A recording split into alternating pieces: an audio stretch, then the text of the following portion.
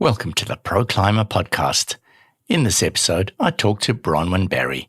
Bronwyn runs an architectural practice specializing in passive house design based in San Francisco. She's a passive house designer and founding member of both Passive House California and the North American Passive House Network. Amongst other fascinating insights, Bronwyn shares her aha moment, tools, targets, and training.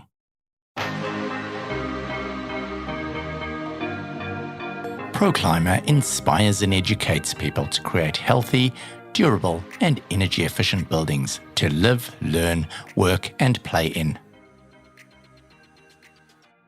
So, Bronwyn, welcome to the Clima podcast. Really great to see you again. Thank you, Simon. It's lovely to be here and to see you again. Well, the first time I met you was at least 7 or 8 years ago when you were over for the Clima Expert Tour, wasn't it? That's right, yes. And it was really a fun tour. I enjoyed it immensely. And at that time, you were selling high-performance windows, I think. No, I had already transitioned out of that, but, that was a job that I did during the recession, 2008 to 2011. So, I'd gone back to doing architecture. So I was collaborating with a construction company, One Sky Homes then, and I've sort of subsequently, Alan retired, so I've sort of hung my shingle back out again as a practicing architect and working with a lot of builders these days, so it's great. I thought just to let the audience get to know you a little bit better, you grew up in South Africa, same as me, didn't you? Yes, I did. So, yeah. Johannesburg born, but Pietermaritzburg raised. And I remember in Auckland, there were some good Saffers in the front speaking Afrikaans. And it was so fun to hear that. So growing up in South Africa, what inspired you to study English and art history? I have to confess that I was sort of one of those people who wasn't really 100% sure about what I really wanted to do. And those were subjects that they were easy. I was good at them and I was interested in them enough to get motivated, get out of bed at varsity and go to lectures on. But I hadn't really confirmed architecture, although, looking back, I realized, I've always been fascinated by buildings. And as a young child, I would wander off down the street and go to building sites, and my mother would, find me there, take myself off, and she would come herring down the road looking for her missing daughter. There I was chatting away to the builders on the building site down the road. All of about 5 years old. So I think that was sort of, I realized later that I've always been interested in buildings. So. And then you moved over to the US. Yeah, that was another sort of unexpected sort of transition. I never expected to live in the US, but, life has its own plans for you.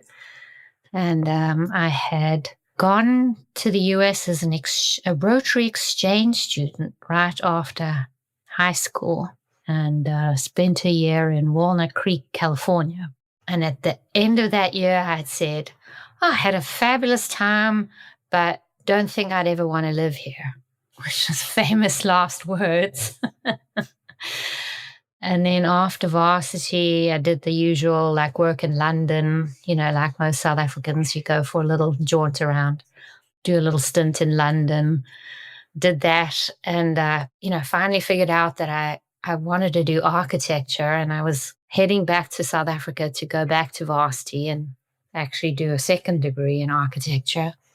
And I visited the families I lived with in Walnut Creek back in the US just for Christmas. And the one family said, well, if you want to do architecture here, you can live with us again. So I couldn't turn that offer down. And that's kind of what ended in bringing me back to the US. And I've been there for 35 years now, 34 this year. Yeah. Wow, that's a long time. It is. I'm And now you've giving moved my over to age your island. away. No. That's the phase 3, the retirement plan that we're sort of testing out the waters on. So, yeah.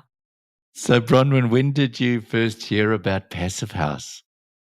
So Passive House sort of snuck up on me in a Green Remodelers Guild meeting when I met a gentleman by the name of Nabi Tahan, who was a fellow African. He's Egyptian who had emigrated to the US, and he'd married an Austrian woman, and they'd gone to UC Berkeley to do architecture.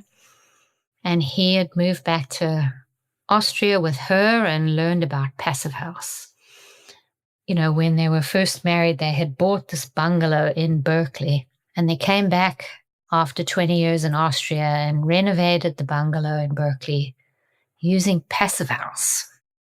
And he presented on that, and it must have been, 2007, early 2008 maybe. And, you know, when he gave that presentation at that Green Remodelers Guild, the sort of light bulb went off for me, because it was tools, targets, and training. All the things I have been looking for in my entire sort of architecture education pathway, where somebody finally could say, oh, when you design this and you put it in the tool and you hit these targets, the outcome will be a comfortable, excellent, good indoor air quality, great performing building. And nobody had done that up until that date. So it was sort of a bit of a eureka moment, right? I was reading a very interesting description that you were using the laws of thermodynamics to explain the comfort in a home. And I thought that was just fascinating. I'd love to hear how you explain that, Bronwyn. I'm very nerdy segue into trying to sort of use a little bit of humor into explaining why, how physics really works in buildings, which is something we seem to have not really figured out in many countries around the world. And, using the basic principles of thermodynamics, and it was the second law of thermodynamics, which states, the cheat sheet on it is, that heat flows from hot to cold, and that it happens via conduction, convection, and radiation. So, if we just look at that and apply that to buildings, Passive House starts to make a lot of sense. And looking at how, air flows around a building, we always think, we sit in rooms that are really drafty, and then we think like, oh, somebody must have left a door open or a window open. And in fact, most of the time, it's just the fact that you've got these very cold surfaces next to warm places. And because of this law of thermodynamics, where heat flows from warm places to cold places, the cold surfaces create drafts. And this is just basic physics applied to buildings, and why Passive House makes so much sense, because when you design a Passive House, you just make sure you don't have any cold surfaces or hot and cold surfaces in a room, which create those drafts. If you just break it down to those very simple concepts, it just starts to make a whole lot of sense. And everything about Passive House makes a lot of sense. So I really appreciate that. In New Zealand, we've got a lot of discussion about the cost of housing at the moment, and that is currently sort of driving a move. We had some carbon emission targets that were set in place, and it seems to have now taken a backseat to cost. Now, I was reading somewhere that you had used Passive House to drive code framework changes to reduce carbon emissions on your side of the world. Can you give us a little bit of an introduction to how you've done that? I would probably have to sort of caveat that by saying I'm not sure I've done that yet, but we've definitely made some good strides. And really, in terms of cost and carbon emissions reduction. I think, every place on the planet is really faced with the same challenge because we all have to reduce our carbon emissions drastically. And at the same time, we're also faced with these rising costs. And what I see happening in many places is we connect those two and we associate them with each other, and they're not necessarily connected, because you can design a fabulously cost-effective building that also reduces carbon emissions, but you just have to choose very specific materials. So you want to make sure you're using either low or no emissions materials, and we have those available to us everywhere. And you also want to reduce complexity, which helps drive down cost. And I think, we keep doing stupid everywhere. Nobody's immune from doing that. And we keep adding complexity. And then we wonder why we have higher emissions and higher costs. So I think from a policy perspective, and you were sort of asking how we helping to, I wouldn't say change codes yet, but we are helping to move them in the right direction. We've really did a deep dive into, and I did a whole research paper on this in collaboration with a bunch of folks as part of our Passive House network community, where we researched all the different codes that have been driving Passive House adoption and implementation. And we looked at, where was implementation scaling and what were the codes and policies behind those, increases in implementation. And we just really distilled the primary policies that actually are working and are being effective, and created a very simple 2-page pathways to passive, or a document called actually Stepping Up to Passive, that actually just distilled the best policies that we saw being most effective everywhere. And, it's not hard. It's just doing things smartly and replicating things that work, which many social scientists have actually also looked at that and codified that. And it's known as bright spot theory. Some very smart Stanford social scientists, 2 guys by the name of Chip and Dan Heath, they're brothers, have really looked into what that is and seen how it actually works in many different fields. And I'm a big fangirl of their writing and their work, and we've just simply applied that to Passive House policy and just looked for the bright spots and identified exactly what the mechanisms are in those policies. And now we are really just supporting all our members and our friends and our colleagues and adventurous policymakers, and we're showing them, here, all you need to do is just do these things, and it's worked everywhere else, and it'll work just fine where you are. It's scaling, and we're getting great response and cautiously optimistic about it. You talk about simplifying the construction to make it more cost effective. Have you got some real world examples of that? We look at, I happened to just be having a client meeting not too long ago, and, I've done this design for them, and we're at the stage now where we're looking at different wall assemblies and different materials that we can choose to build this home for them. And it's so interesting because we've done cost comparison between a couple of different prefab panel systems and an on-site stick-built variation.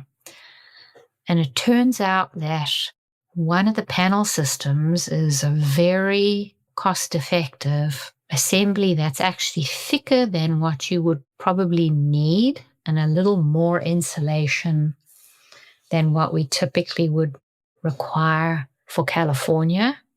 But the panels are so cost effective, and it simplifies, eliminates the need for adding exterior insulation. So there's one less sort of layer of labor that has to come on the site. And it also simplifies all the window and door installation details. So it's a beautiful example of like how when you go to a different system that may be more insulation than you need, it actually costs less than what a standard wall assembly would cost. And it simplifies a whole bunch of labor. So, just really being willing to kind of go outside the norm and look at different ways to do things opens up wonderful opportunities. So I'm excited to see how this particular project plays out. But, and that's just one example. There are lots of options from your basic building form design, where you can add dormers and bump outs and gables and jig-jogs. And that's just complicated. Every time you add a bump out or a dormer or a gable, you've got an edge. And every time you've got an edge, you've got two materials that have to connect, which means more tape, more flashing, more structure to support those, which means more concrete, and it's more opportunity for leaks, all sorts of complexity that adds effectively more carbon emissions and more cost. Can you give us a breakdown of that wall that you were talking about? That would be telling, isn't it? Yeah. I don't want to reveal that information just yet because the cookie isn't baked yet. Maybe in the next podcast, we'll come back to that. You'll keep all my listeners on tender hooks waiting to hear about this magical formula. There's lots more excitement to be had, and Passive House is never boring. There's always some new adventures to have and, new materials and assemblies to explore. So it's just never a dull moment. Some people would say that Passive House design can be boring because it doesn't have those different changes in, corners and edges and dormers, as you've discussed. In what ways are you able to make it still a beautiful form at the same time? Any building can be boring, but a simple building can also be incredibly elegant. And I think what we've forgotten as architects is that detailing and material transitions can hold an incredible world of beauty and a complexity just within like how you put things together.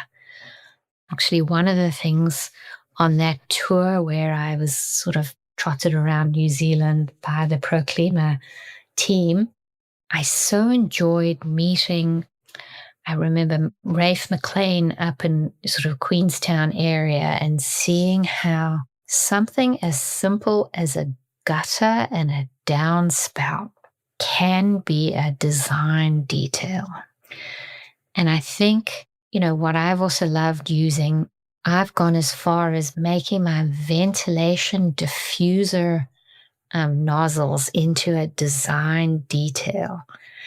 And, I never thought I'd get that inspired or excited about diffuser nozzles, but, there we are. If you find, the excitement in the simplicity of what you have left, there's just endless opportunity to do interesting things. And I think an architect who says that they can't do beautiful, simple, might not be a good architect.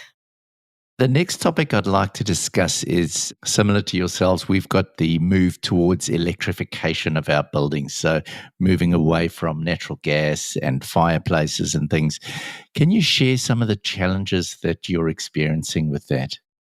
So, I would say I've never had a challenge with electrification. It's been a complete, easy, no-brainer. The last house that I put any gas appliances in was in 2012, maybe. And the only reason we included a gas appliance in that project was because the client had already bought the cooktop that they were hell-bent on using, and it was a gas cooktop. The rest of the house was all electric, and it was a remodel, and the property already had a gas hookup and a gas line to the house. But every other project, early projects, the only hurdle I had to, hurdle, and I say that in air quotes, clients were, in those days were a little bit hesitant about the induction stoves. But what we did, typically we would take them to other clients' houses whose projects we just completed and show them the induction cooktop and let them talk to those previous clients and have them tell them how great the induction cooktop was. And, once they sort of overcame that sort of hesitation, everything else is just a no-brainer, because once you do all electric, everything can be powered by your solar panels. So pretty much all of my projects, except for one where there were huge big redwoods shading the roof, we just couldn't put solar panels on. They wouldn't produce anything. All of them have solar panels. So we literally can cover all the electrical needs with the solar panel generation. And then, why add gas? And the fireplace has been, the other thing that people have an emotional kind of relationship with. And everybody thinks like, oh my God, what am I going to do without a fireplace? It's just not going to feel homey. All my clients, what I've done with those who want the romantic idea of a fireplace, I've typically designed them a kind of a mock fireplace that looks like a hearth. Because when it comes down to it, mostly what they want is a place to hang the Christmas stockings. And if you give them that mantelpiece, and I've often used it as a cabinet to hide the TV and, place to hang the Christmas stockings. And I've not ever heard one client say, oh my God, I really miss the fireplace. They've all just said, this is the quietest, most comfortable place I have ever lived. And I can't believe that we don't all live in a passive house. That quietness is quite unbelievable, isn't it? It's just something I think people don't expect. It's also something that people have never actually experienced before. And so when they finally do experience it, they realize like, oh my God, how have I never felt this before? Acoustic comfort is never on the radar of any building spec, right? And yet it's one of the most profound sort of benefits that Passive House offers that, every single one of my clients says that's what they've come back to me and said. I can't believe, well, first of all, how the air is always fresh and they've never felt that before. All their allergies go away. They don't need to use their asthma inhalers ever. And then the quietness and, to a person, every single one of them. So it's great feedback to get from clients. Now, you talked about solar production, and I see a term that you talk about called the duck curve. Can you give us a little bit of insight into what you mean by that? California sort of really was one of the early solar adopter states.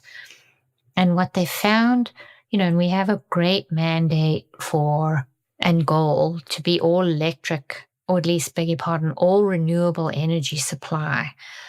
I believe it was like 2030 or 2045. It was quite an ambitious target to have all of our energy supplied by renewable sources.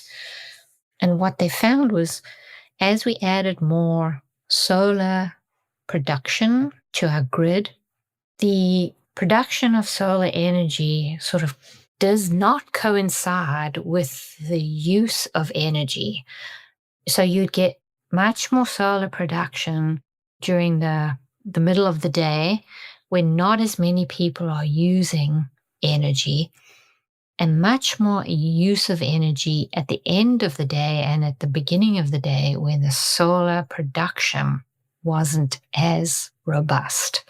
So it created this sort of what was like a duck profile in the solar demand production curve. So that's the duck curve reference that I was speaking about. How successful are batteries at assisting in the smoothing out of that curve? Interestingly, when I first started writing about the duck curve, batteries weren't really such a ubiquitous option. And, they're only just now becoming sort of more readily available for the average sort of household family to install. And my projects these days are now, most of them are installing some form of battery to basically offset that duck curve where you can store the production, when it's going gangbusters and churning out, creating lots of energy during the middle of the day to be able to use it later. I don't yet have monitoring data from any of those projects. So I am still, looking forward to seeing how it really plays out and how Passive House really helps with that and how batteries are really going to change that equation. So it's still to be determined. Another thing to post for your later installment, the podcast follow-up, right? I'm really excited to have another catch up with you, Bronwyn. So it's interesting. I've got a project that I'm actually working with currently out. Where is it exactly? I can't remember exactly the position, but they've installed literally almost 100 sensors across that build. So it's something I'm really passionate about, is actually measuring performances. And yeah, it'll be great to hear on your side, but I'll also share an interview at a later stage with the owner of this house who's doing all this measurement, and it'll be great to see the actual, what Passive House is offering, and also what the batteries, and he's got all sorts of things like underground loops for his heat pumps and all sorts of exciting things. So I'm very excited to see what's going to come out of that. Yeah, that's amazing. I'm actually excited. There's one product I've been installing in the last 3 of my projects. It's a span electrical panel, and it's new, fairly new on the market, but it's a smart panel, which is going to enable us to really monitor all of our loads much more seamlessly. The builder that I worked with, Alan Gilliland at One Sky Homes, he used to add those little like clamp thingies to the electrical panel on all of the circuits.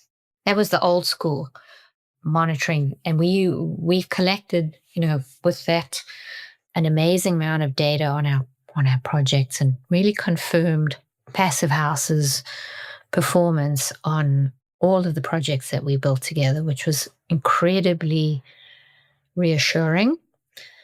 It definitely did what it says on the tin.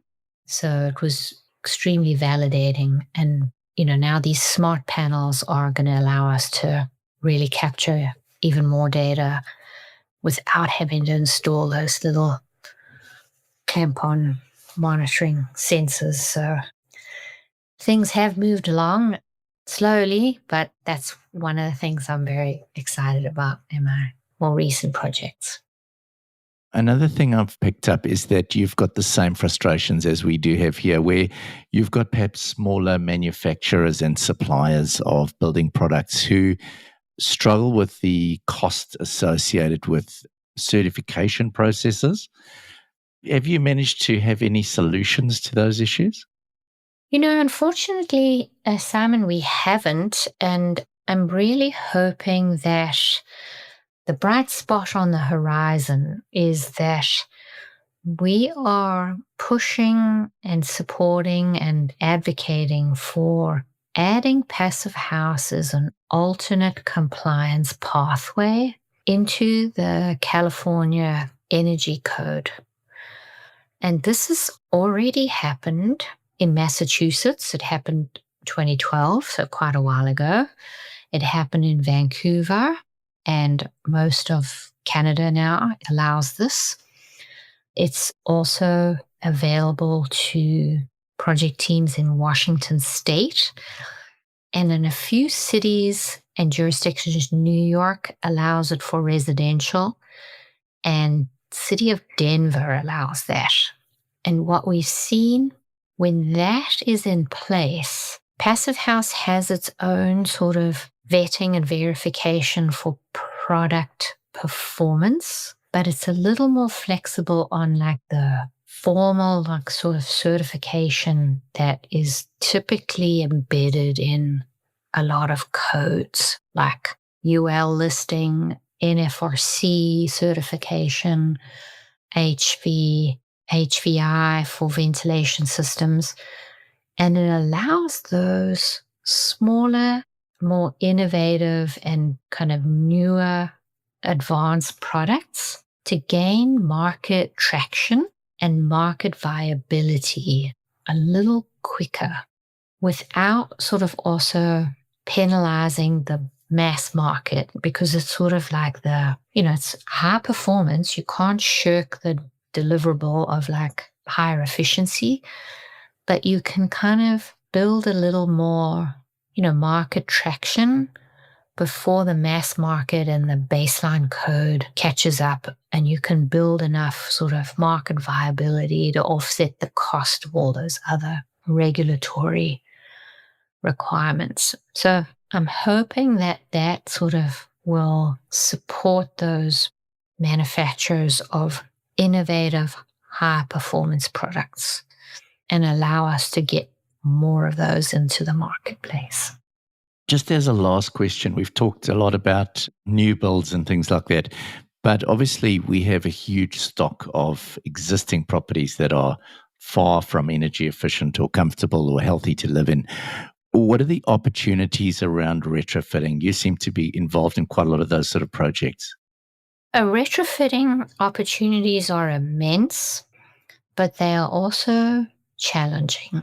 I think in the world over, everybody has the same problems, is like to try and do high performance to existing is way more complex, and you have to really know what you're doing, because the opportunities for creating bigger problems is also magnified. So what I recommend for policymakers is start with new buildings, make the bar for new buildings very high, and support super high bar targets like Passive House. Because the more Passive House buildings you have, the more high performance products your market will produce. And the higher performance products can be used on retrofits, because if you don't have high performance products, your retrofits will be just, that much worse off. And the options for your, that you have available for retrofits will be much smaller. So their new and existing are very interconnected.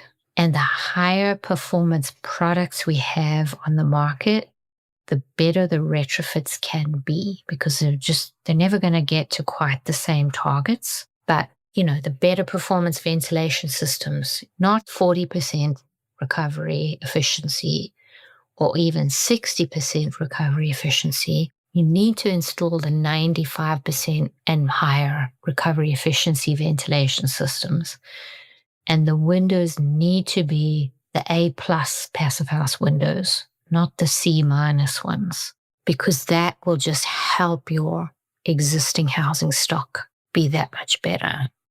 Thank you so much for your time today. It's been really great catching up again after all these years. And I do appreciate your offer to record again a follow-up podcast because I'd really like to dive deeper into some of the things that we've touched on today. I would look forward to that, Simon. And there's always more adventures to be had. And, I'm always happy to share them, but right place and right time, and when the cookie's baked, as they say. Sharing knowledge is at the heart of our strategy to make buildings better for everyone. Sign up for our podcasts to learn more about creating healthy living conditions by protecting building structures from external and internal moisture damage. Thanks for listening. Looking forward to having you with us next time.